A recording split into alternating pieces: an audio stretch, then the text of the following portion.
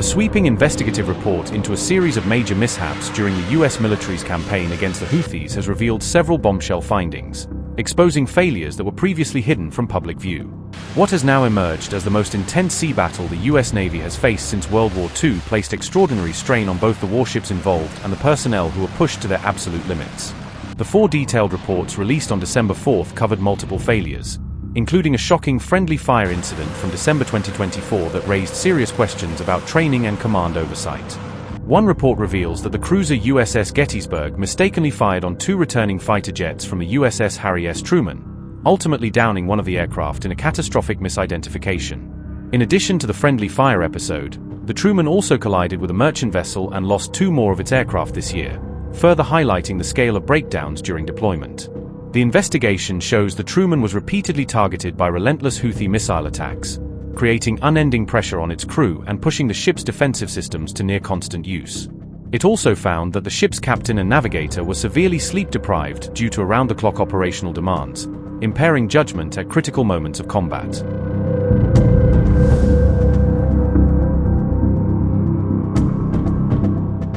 The probe into the Truman's collision concluded that the impact could easily have pierced a section of the vessel where nearly 120 sailors were stationed, creating a potential mass casualty disaster.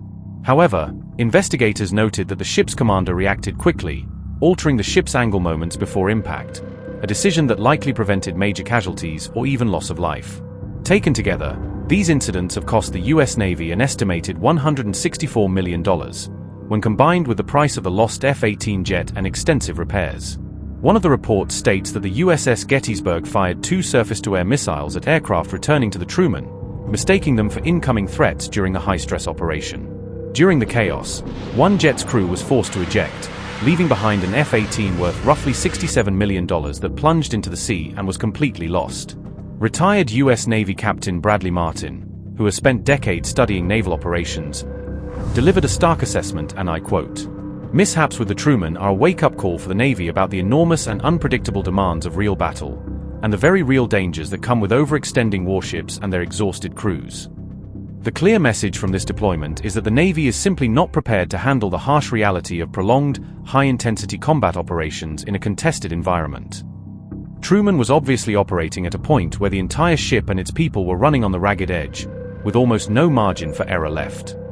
The US campaign against the Houthis began in October 2023 after Houthi forces launched repeated attacks on commercial and military ships passing through the vital Red Sea corridor.